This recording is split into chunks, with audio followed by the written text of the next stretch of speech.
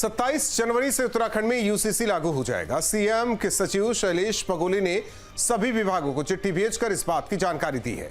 स्वतंत्र भारत में उत्तराखंड पहला राज्य होगा जहां यूसीसी लागू की जाएगी। 27 जनवरी को सीएम धामी दोपहर 12:30 बजे सचिवालय में यूसीसी पोर्टल का उद्घाटन करेंगे। इसके बाद पूरे राज्य में अधिसूचना जारी कर दी जाएगी। ऐसे में बड़ा सवाल है कि उत्तराखंड से शुरू हुई यूसीसी की शुरुआत के बाद आगे क्या अन्य राज्यों में भी इस कानून को लागू किया जाएगा। सवाल अहम इसलिए भी है क्योंकि बीजेपी ने जहां कहीं भी चुनाव जीता है वहां के ज्यादातर घोषणा पत्रों में यूसीसी का जिक्र किया गया है। दो टूक में करेंगे चर्चा, पहले सुनते हैं बयान।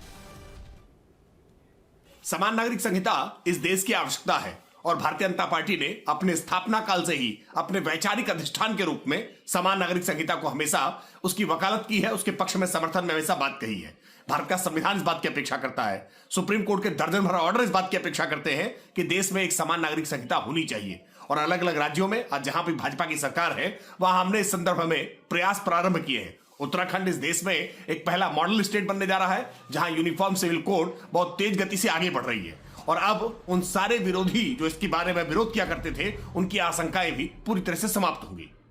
भारतीय जनता पार्टी के नेताओं को न तो इस देश के विविधता की समझ है न ही संस्कृति की। ये देश कई जाति, वर्ग, धर्म, भाषाओं के लोगों का देश है और सब अपनी जाति पर, अपने वर्ग पर, अपने धर्म पर, अपनी भाषा पर, अपनी बोली पर गर्व करते हैं।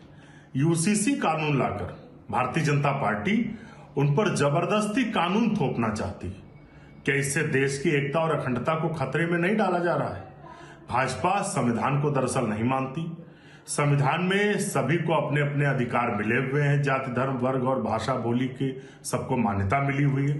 भाजपा चाहती है कि किस तरीके से संविधान को कमजोर किया जाए। और ऐसे में बड़े सवाल, उत्तराखंड में होगी यूसीसी की शुरुआत, कहां तक जाएगी बात? यूनिफॉर्म सिविल कोड क्या पूरे देश में होगा डिकोड? उत्तराखंड ने यूसीसी को किया स्वीकार, किसका नंबर अगली बार? यूसीसी स्थितियां होंगी काबू, यूपी में कब होगा लागू? इन्हीं सवालों के साथ मेहमानों से करेंगे चर्चा। राजेश चौधरी जी, प्रवक्ता बीजेपी, प्रोफेसर भुवन जोशी जी, प्रवक्ता समाजवादी पार्टी, यतिमा चेतनानंद सरस्वती जी, हिंदू धर्म गुरु हाजी नाजिम खान साहब, मुस्लिम एक्टिविस्ट हमारे साथ जुड़े हैं। आप सभी मेहमानों का स्वागत है। राजेश चौधरी जी, उत्तराखंड में लागू होने जा रहा है यूसीसी, लेकिन सवाल उत्तर प्रदेश को लेकर है। उत्तर प्रदेश में कब और कैसे? देखिए, हम सब भारतीय हैं, भारत में रहने वाले लोग हैं, भारत के संविधान को मानने वाले लोग हैं और हम सब मिलजुल करके भारत में रहते हैं। तो कानून भी एक तरह का ही होना चाहिए। ऐसा नहीं है हिंदू के लिए अलग, मुस्लिम के लिए अलग, ईसाई के लिए अलग, सिख के लिए अलग। हम तो पहले से ये कहते रहे, समान नागरिक संहिता हमारे मूल मंत्रों में है भारतीय जनता पार्टी के। ये तो बहुत गौरव और बड़े प्रसन्नता की बात है कि उत्तराखंड सबसे पहले यूसीसी लागू कर रहा है और सब लोग समान रूप से रह करके अपना समान रूप से विकास करेंगे और एक तरह का कानून होगा तो इससे एकता बढ़ेगी लोगों में, सब मिलजुल करके रहेंगे। नहीं तो समान नागरिक संहिता के अभाव में विघटन की स्थिति पैदा होती है, समाज में खाई एक विभेद की स्थिति बनती है। तो मैं इसका हृदय की गहराइयों से बहुत बहुत स्वागत करता हूं। स्वागत तो कर रहे हैं, लेकिन उत्तर प्रदेश में कब, यही तो सवाल किया जा रहा है। उत्तर प्रदेश में भी होगा और जल्दी ही होगा, आप चिंता मत करिए। उत्तर प्रदेश देश का बहुत बड़ा राज्य है और उत्तर प्रदेश में इस कानून की महती आवश्यकता है। उत्तर प्रदेश को जिस तरह से बांटने का काम, उत्तर प्रदेश के लोगों में जिस तरह से खाई पैदा करने का काम, उत्तर प्रदेश में जैसे तुष्टीकरण की नीति करने का काम विपक्षी दल आज कर रहे हैं, उन सबको जवाब यूसीसी से ही मिलेगा। प्रोफेसर भुवन जोशी जी, आप लोगों को जवाब यूसीसी से ही मिलेगा और यूसीसी उत्तराखंड के बाद अब उत्तर प्रदेश में बहुत जल्द।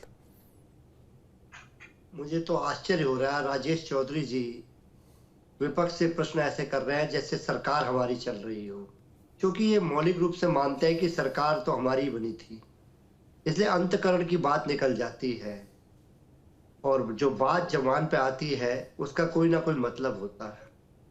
और आज जिस विषय पे आपने चर्चा चलाई है राहुल जी, मैं इतना कहना चाहता हूँ, जो हमारा देश है विभिन्नता में एकता का देश है यहाँ पे विभिन्न धर्म, जाति और वर्ग के लोग रहते हैं और उन्हीं के हिसाब से देश का संविधान बनाया है। लेकिन उस राजनीतिक दल को संविधान से क्या मतलब है जिनकी निष्ठा भारत के संविधान को बदलने की हो। चुनाव में भी 24 में भी देखा होगा कितने बड़े बड़े लोग इनके MP हों, MLA हों, वर्तमान के MP हों, कहने का काम कर रहे थे कि संविधान बदलना है। उसी दिशा में भारतीय जनता पार्टी काम कर रही है और जितना विभाजन हो सकता है, माननीय प्रधानमंत्री जी से लेकर माननीय योगी जी से लेकर माननीय धामी जी से लेकर, ये कोशिश पूरी करते हैं कि कैसे समाज को विखंडित किया जाए, समाज में नफरत घोली जाए। ये इनका आपसी ट्रैक रिकॉर्ड है और भारतीय जनता पार्टी की जो राजनीति है वो इसी से प्रेरित रही है कि किस प्रकार हम जो भारत का विभिन्नता में एकता का सूत्र है उसको तार तार किया जाए। इसी दिशा में हम इसका UCC को देख पाते हैं। लेकिन सवाल है कि सुप्रीम कोर्ट ने भी कई बार ये आया है, उसका कहना है सुप्रीम कोर्ट का। जितना राहुल जी मेरा अनुभव है जी, माननीय सुप्रीम कोर्ट में बहुत सारी याचिका पड़ी हुई है। अभी उस पर पूरी तरह से फैसला आने दीजिए, तब कोई टिप्पणी करना ठीक रहेगा। लेकिन क्योंकि आज उत्तराखंड के विषय में कि आप नहीं, उत्तराखंड में नहीं, मैं विषय ये भी है कि उत्तर प्रदेश में कब।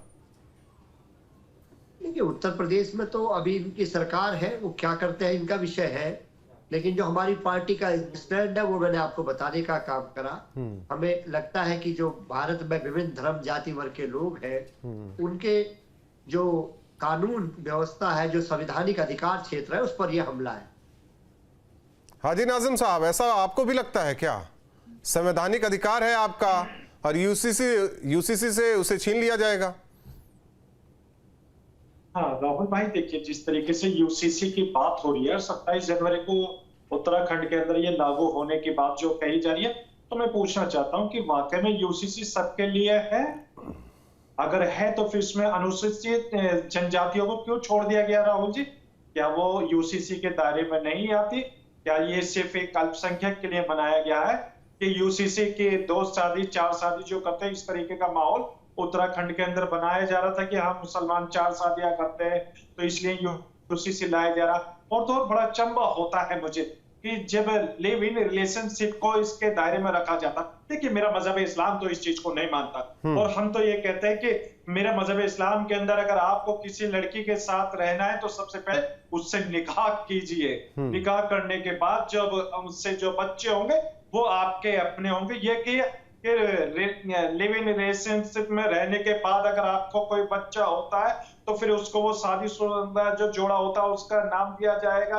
अगर मान के चलिए राहुल भाई, अगर वो जोड़ा जो है जो लिव इन रिलेशनशिप में रहता है वो आपस में अलग हो जाता है, वो कहीं शादी करता है लड़का, लड़की कहीं शादी करती है, तो फिर उस बच्चे का क्या होगा? सबसे बड़ा सवाल ये। लेकिन मैं ये कहना चाहता हूँ कहीं ना कहीं UCC लागा उत्तराखंड में मुसलमानों के साथ जो होने जा रहा है उनके मौलिक अधिकारों का बिल्कुल नहीं। वो तो कह रहे हैं कल को यूपी में भी लागू होगा। राहुल जी देखिए, जब 2018 की विधि आयोग की रिपोर्ट ने क्या कहा था? उसने कहा था कि अभी भारत सक्षम नहीं है UCC लागू होने के लिए। तो बता दीजिए, जब विधि आयोग की रिपोर्ट ने साफ लफ्ज में मना कर दिया था, लेकिन उत्तराखंड की सरकार को बहुत जल्दी थी ताकि वो ये चाहती थी कि उनका एक इतिहास बने कि भारत का पहला राज्य उत्तराखंड बने UCC के नाम पर। तो मैं ये कहता हूँ कि ये काम धंधा तो कुछ है नहीं इन लोगों के पास। ये सिर्फ अहम जो मुद्दे हैं वो उनको कहीं ना कहीं दरकिनार करते हैं, एक मुस्लिम समाज को टारगेट करते हुए।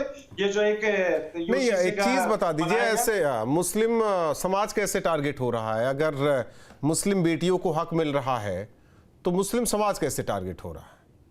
हाँ राहुल जी देखिए, हम लोग जो मजहब इस्लाम को मानने वाले संविधान के तहत भारत के अंदर रहते हैं और संविधान को मानते हैं। देखिए मेरा मजहब इस्लाम के अंदर बेटियों को बराबर का हक है, जितना बेटे को है उतने बेटी को। तो इसमें UCC में कौन सी नई ऐसी चीज लाके आए हैं कि भी ये देखिए हमने बराबर का हक दिया?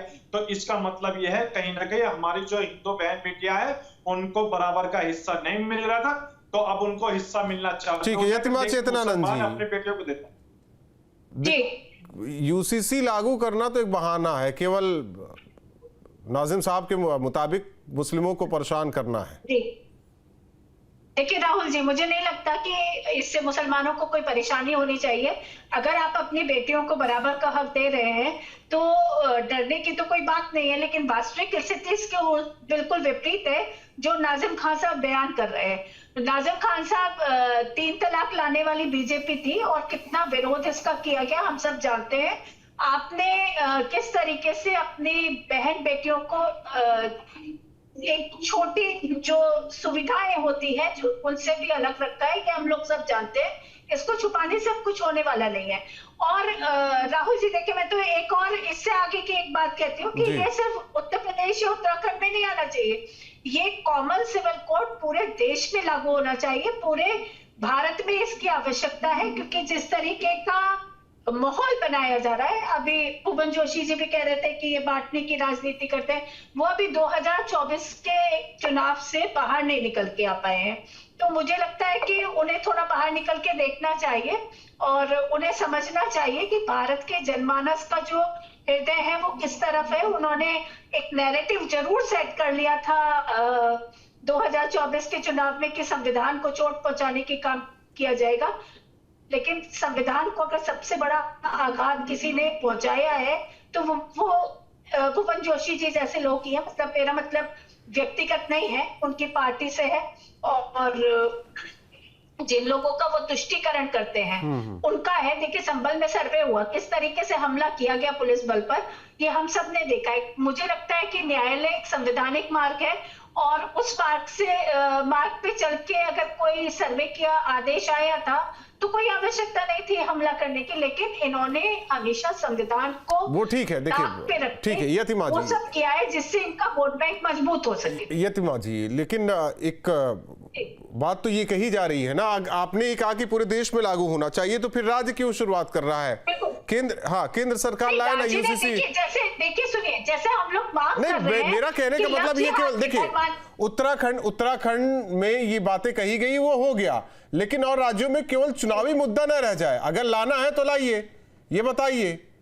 बिल्कुल, हम देखिए संत समाज लगातार कुंभ से भी ये मांग उठ रही है कि इस कानून को लागू कर दिया जाए, और हम लोग लगातार ये कह रहे हैं। जैसे लव जिहाद सबसे पहले उत्तर प्रदेश में बना धर्मांतरण के विरोध में कानून, तो ठीक है किसी राज्य ने पहल की है तो कम से कम पहल तो हुई, इसका स्वागत करना चाहिए। और उत्तर प्रदेश में और अन्य राज्यों में, बल्कि पूरे भारत में सनातनियों को, संत समाज को, और जो लोग भी जानते हैं कि एक सबके लिए कानून सबके लिए बराबर होना चाहिए, ना किसी के लिए कम ना किसी के लिए ज्यादा, तो सभी लोगों को इसकी मांग करनी चाहिए। हाँ, जो लोग राजनीतिक चश्मे से इसको देख रहे हैं उनको जरूर आघात पहुंचेगा, क्योंकि उनकी राजनीतिक रोटियां सिकनी बंद हो जाएगी। ठीक, राजेश जी, आप पे एक सवाल उठा है कि सवाल ऐसे किए जा रहे हैं या ऐसे जवाब दिए जा रहे हैं जैसे समाजवादी पार्टी की सरकार हो।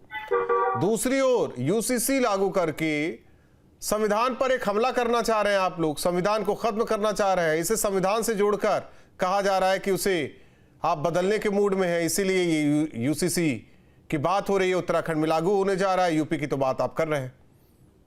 देखिए 1947 में देश आजाद हुआ, देश का विभाजन कांग्रेस ने किया, धर्म के आधार पर किया, मुसलमानों को पाकिस्तान रूपी राष्ट्र नया बना करके दे दिया। देश का संविधान बना, संविधान लागू हुआ, कल हम गणतंत्र दिवस मनाएंगे। कालांतर में आपने देखा होगा इन्हीं लोगों ने संविधान की मूल जो है भावना, उसकी प्रस्तावना के अंदर संशोधन किसने किया? इन्हीं लोगों ने किया। पंथ निरपेक्ष शब्द जोड़कर, जिसे धर्म पर निरपेक्ष कहते हैं, उसमें पंथ निरपेक्ष और समाजवादी शब्द जोड़ करके प्रस्तावना को चेंज करने का काम किया है। भारत का संविधान धर्मनिरपेक्ष संविधान बाबा साहब ने नहीं बनाया था। गांधी जी जो संविधान बनाने वाले लोग थे, डॉक्टर राजेंद्र प्रसाद जी और इतनी संविधान सभा थी, उन्होंने नहीं बनाया था। इन्होंने उसमें जोड़ा पंथ निरपेक्ष और समाजवाद शब्द, इन्होंने जोड़ा।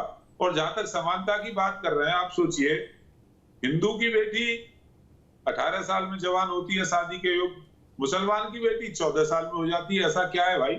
उस बेटी के साथ अन्याय क्यों? WHO कहता है कि 18 साल से पहले कोई बच्चा शादी योग्य नहीं होता, उसकी प्रजनन क्षमता नहीं डेवलप हो पाती है उतनी। उसके साथ अन्याय होता है। 3-3, 4-4 शादियां करेंगे, 40-40 बच्चे पैदा करेंगे, इस देश पर आबादी बढ़ा करके बोझ बढ़ाएंगे आबादी का। फिर तलाक 3 बार में तलाक देने की व्यवस्था इन्हीं के यहाँ थी, उसी हमने खत्म किया उसको। फिर हलाला करेंगे। सोचिए, किसी महिला के साथ हलाला करेंगे, उसके ऊपर क्या गुजरती है इसकी कल्पना कर सकते हैं? सोच सकते हैं ये साथ सभ्य समाज में जब भारत चंद्रमा पे पहुंच गया, 21वीं सदी में हम जी रहे हैं और ये महिलाओं के साथ हलाला कर रहे हैं। इन्हें केवल अपने ये व्यक्तिगत एजेंडे की चिंता है, इसके अलावा कुछ नहीं है। कि देश की तरक्की में यदि इनको हाथ बटाना है, साथ आना है, तो समान रूप से रहें। समानता का अधिकार देता है संविधान, आपत्ति क्या है इसमें? क्यों 4 शादियां करेंगे आप? क्यों 3 तलाक देंगे आप? क्यों 18 बच्चे पैदा करेंगे आप? उसमें संविधान नहीं मानेंगे, उसमें सरकार को ये लोग नहीं मानेंगे। इसलिए ये केवल अपना गजवाए हिंद का एजेंडा जारी रखना चाहते हैं, इस देश पर कब्जा करना चाहते हैं। इसके अलावा कोई इनका एजेंडा नहीं है और यूसीसी लागू होने के बाद उस पर अंकुश लगेगा, इसलिए ये सब परेशान है। समाजवादी पार्टी की मजबूरी है, उन्हें मुसलमानों के वोट चाहिए तो हमें हाँ मिलानी पड़ेगी, इन्हें तो बोलना ही होगा उनके फेवर में जाकर के। तो आज जो उत्तराखंड के अंदर यूसीसी लागू हो रहा है, उस तरह से यूपी में भी लागू होगा और पूरे देश में आवश्यकता है इसकी। ठीक है, आजिम साहब जवाब। हाँ, देखिए, जिस तरीके से मेरे भाजपा के प्रवक्ता बार-बार 3 तलाक, इद्दत की हलाला की बात कर रहे हैं, तो मैं इनसे एक सवाल बड़ी जिम्मेदारी के साथ करना चाहता हूँ। भाई, आपको मुस्लिम बहन बेटियों की बड़ी फिक्र है, लेकिन भारत की जो हिंदू बहन बेटियां जो एक देवदासी के रूप में बड़ी परेशान है, जो हमेशा ये चाहती है कि उनकी, अरे सुन लीजिए, अरे मुझे पता थी राजेश जी आपके पेट में दर्द चालू हो जाएगा, राजेश जी आपके पेट में दर्द चालू हो जाएगा। भाई मैंने कहा पूछिए ना, अरे सुन लीजिए, मैंने ये तो जरा देवदासियों की परंपरा कौन से मंदिर में चल रही है? अरे नाजिम खान साहब, गलत बयानी मत कीजिए, आधा अधूरा पढ़ के या डिबेट करने के लिए मत बैठ जाया करिए। आप अपने बाप का नाम के लिए तरस रहे हैं, आप उनके पिता का नाम कब उनको दे रहे हैं? भाई, उनको कब अधिकार दे रहे हैं जो हमारी देवदासी बहन बेटियां? लेकिन जिस तरीके का हम मानते हैं, जी काउंटर करना है इस बात पे। राहुल जी मैं काउंटर करना चाहती हूँ, राहुल जी मैं काउंटर करना चाहती हूँ। भारत तो सनातन दुनिया की श्रेष्ठ और सबसे महान, सबसे प्राचीन संस्कृति हमारी है। राजेश जी, हम दुनिया भारत के अंदर देवदासी प्रथा थी, देवदासी के नाम पर भारत की संस्कृति में कहीं इस्लाम की कोई जगह नहीं है। 1 मिनट राजेश जी, देश में इस्लाम का कोई स्थान। राजेश जी 1 मिनट भारत के अंदर राहुल जी मैं इस पे काउंटर करना चाहती हूँ। मुझे नाजिम खान, राहुल जी मुझे नाजिम खान की बात का काउंटर करने का समय दिया जाए। राजेश जी, राहुल जी 1 मिनट इस्लाम मानते हैं। हाँ राजेश जी बार बार कह रहे थे कि इस्लाम के लिए कोई जगह नहीं है। भाई, ये मुल्क हमने नाजिम खान साहब ये देखिए, डिफॉल्ट वाले जो लोग हैं वो अक्सर ये सवाल करते हैं, ये मुल्क हमारा बाई चॉइस वाला, भाई बाई चांस वाले, बाई चॉइस है। और जो लोग हम लोगों को ये कहते हैं, सुन लीजिए, मैं आ रहे हैं, 4 शादी 40 बच्चे, भाई किसके हैं? अरे राजेश जी, भारत के अंदर 4 शादी 40 बच्चे, भाई किसके हैं? बताओ तो दीजिए, या सिर्फ और सिर्फ झूठ बोलते हैं आप लोग? मैंने कहा कि 4 शादी 40 बच्चे किस मुसलमान के, लेकिन अभी तक आप जवाब नहीं दे पाए। नाजिम खान साहब सुनिए, यतिमा जी हमने देखिए राहुल जी, जिन देवदासियों की ये बात कर रहे हैं, कोई एक मंदिर बता दीजिए जहाँ देवदासी प्रथा अभी चल रही हो। कुछ कुरीतियां सनातन में आई और सनातन में उनको, सुनिए नाजिम, सुनिए नाजिम खान साहब, आधा अधूरा ज्ञान लेकर यहाँ मत बैठ जाया करिए, समझ दीजिए। अगर आप लोगों को, जो लोग गरीब होते थे वो अपनी बेटियों को मंदिरों को समर्पित कर देते थे और उनकी सुरक्षा का प्रबंध मंदिर किया करते थे, ये प्रथा थी। लेकिन धीरे धीरे इस प्रथा को दूर किया गया और इस प्रथा को बंद कर दिया गया। आप मुझे पूरे भारत में, संपूर्ण भारत में सिर्फ एक मंदिर बता दीजिए जहाँ इस प्रकार की प्रथा चल रही हो। ठीक है, ये अलग हो गया। यतिमा जी 1 मिनट, सही बात आप लोगों की, नाजिम खान साहब जी, राहुल जी, जैसे देखिए, संवैधानिक एक है, कानून है कि बालिग 18 साल में होती है, उनकी शादियां होती हैं। आप लोग क्या है, क्या 14 साल में शादी हो जाती है? जी हाँ राहुल जी, यही तो एक झूठ है जो भारत के अंदर मुसलमानों को लेकर फैलाया जा रहा है। भाई हम संविधान को मानने वाले, अरे सुन लीजिए, हम संविधान को मानने वाले हैं। 18 प्लस तो हमारी लड़कियां हो जाती है, तब जाके हम शादी करते हैं, क्योंकि हम जानते हैं कि हमारी जो बेटियां हैं अगर पढ़ेंगी तो देश आगे बढ़ेगा। तो हम अपनी बेटियों को आगे बढ़ा रहे हैं। राहुल जी, हम जानते हैं कि 18 प्लस हमारी बेटियां होनी चाहिए, तो हम पूरा ध्यान तो नाजिम खान साहब, तो फिर यूसीसी से दिक्कत नहीं होनी चाहिए ना फिर? नाम नहीं लिखाते बेटियों का, ताकि कल को यूपी में भी अगर लागू हो जाएगा, दिक्कत नहीं होनी चाहिए। बात कर रहे हो नाजिम खान? हाँ राहुल जी, मैं ये कहता हूं कि अगर यूसीसी अगर आप लागू कर रहे हैं तो उसमें सब जातियां होनी चाहिए, यानी कि अनुसूचित जनजातियों को छोड़ दिया गया। तो ये यूसीसी के अंदर क्यों नहीं लेकर आए भाई? आप भाई लेके आना चाहिए था आपको, यानी कि आप लेकर नहीं आए। इसका मतलब ये कहीं ना कहीं आप संविधान के खिलाफ बात कर रहे हैं भाई। अरे राजेश जी, अल्लाह का शुक्र है, भारतीय मुस्लिमों को बड़ा फख्र से महसूस होता है। आप सुन लीजिए, मैंने आपसे, अरे भाई मैंने आपसे पूछा,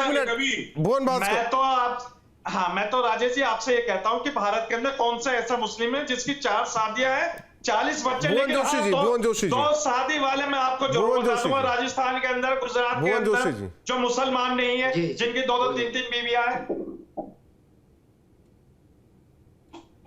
जी काफी देर से आप उंगली उठा रहे थे कि कुछ बोलना आप जी क्या कह रहे हैं?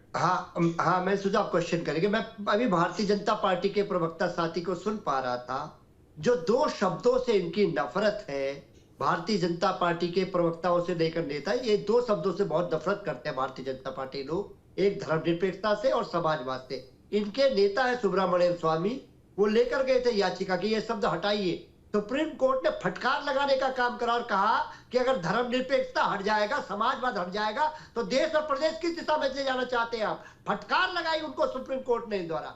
ये निश्चित तौर पे यही तो ठीक है, यही तो बात कर रहे हैं आप। जिस समाजवाद की परिभाषा गढ़ रहे हैं ना, उसी समाजवाद में ये कहा जाता है कि सभी एक बराबर है, तो फिर अलग क्यों है? जहां पर्सनल लॉ आ जाता है वहां चीजें नहीं हमारे हिसाब से होनी चाहिए, जहां क्रिमिनल लॉ है वो लागू कर दीजिए। फिर जो लॉ नहीं, एक चीज बता दीजिए, जो लॉ है तो फिर उसी तरीके से चलने दीजिए, फिर शरिया कानून ही चलने दीजिए। उनके लिए शरिया कानून, इधर के लिए संविधान।